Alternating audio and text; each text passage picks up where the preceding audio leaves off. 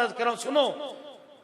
अभी 2 जुमे पहले मिंबर पर खड़े होकर खुतबा देने वाला कौन था?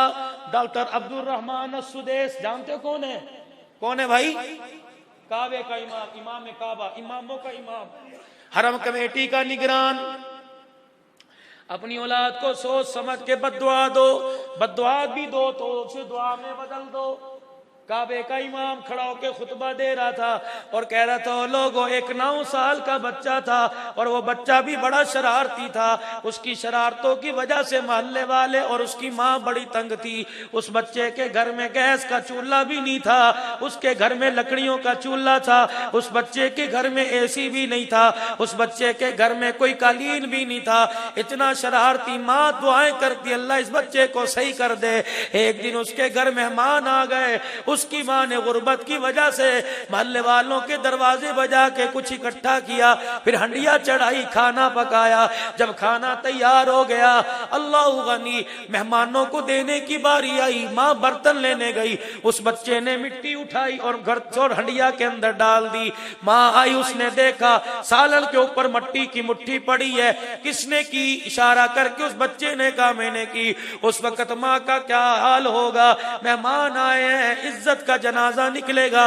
वो माँ गुस्से में उस बच्चे की तरफ दौड़ी और बच्चे की तरफ दौड़ी। बच्चा तेज था, वो दौड़ता दौड़ता दरवाजे तक चला गया।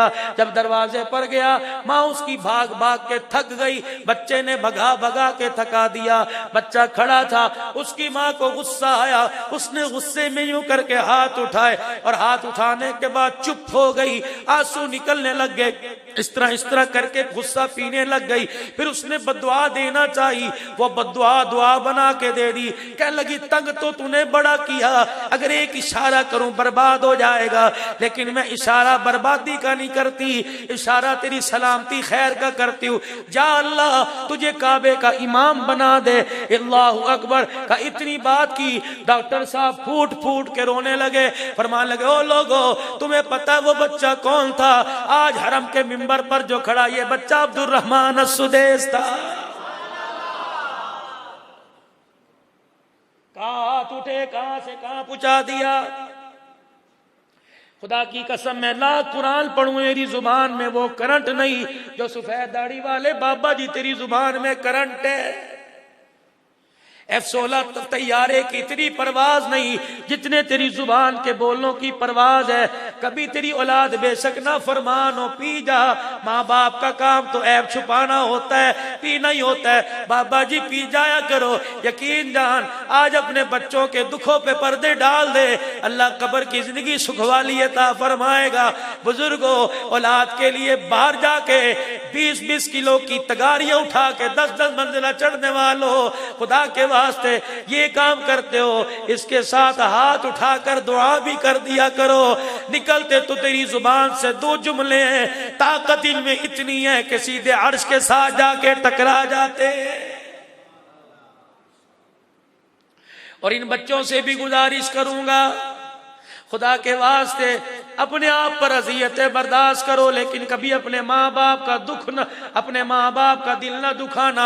आओ तुम्हें पते की बात बता दूं, कभी किसी का दिल ना दुखाना, माँ बाप की नाफरमानी ना करना, कभी किसी को धोखा देने की कोशिश ना करना, कभी खुदा की तरफ देख कर घूरना मत, ना शुक्री ना करना, हर हाल में शुक्र कर लेना। खुदा की कसम, एक वो दिन आएगा परवरदिगार आलम तुझे पहली सफ का नमाजी बनाएगा और अपनी रजा का परवाना नसीब फरमा देगा। अगर कब्र के अंदर सुखी होके जाना चाहते हो बाबू, दुनिया के अंदर जिंदगी ऐसे गुजारो, लोगों को तकलीफ तो दूर की बात है, जमीन पर भी कदम इस तरह रखो कि तुम्हारे कदम रखने का जमीन को भी एहसास कोई ना हो।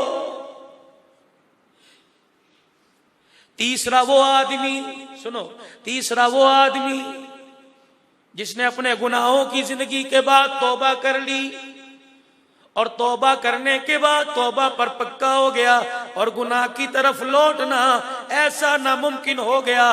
जिस तरह जानवर के थनों से दूध निकालने के बाद उसके थनों में वापस दूध पहुंचाना नामुमकिन है, इस तरह गुनाहों की तरफ लौटना नामुमकिन हो गया। हुजूर ने फरमाया ऐसे मेरे उम्मती जवान को मुबारकबाद दो, मैदान माशर में जहां नजर आया माथा चूम के जन्नत के दरवाजे तक छोड़ के आऊंगा। सुभान अल्लाह, सुभान अल्लाह। यहां तो कोई नौजवान गुनाह कर दे, बाबा हंस हंस के सिगरेट करने दा मुंह काला, लिहाजा नितर ये सलाह हो रही है, मुंह काला हो रहा है, गधे पर बिठाया जा रहा है, इलाके में फिराया जा रहा है। खुदा की कसम वो आबिद नहीं बनेगा, जानी बनेगा, शराबी बनेगा। मुंह तो काला हो ही गया, चल तेरी तीन भी छड़ना कोई नहीं, तेरी मां बच के जाएगी तो मैंने दसी नहीं।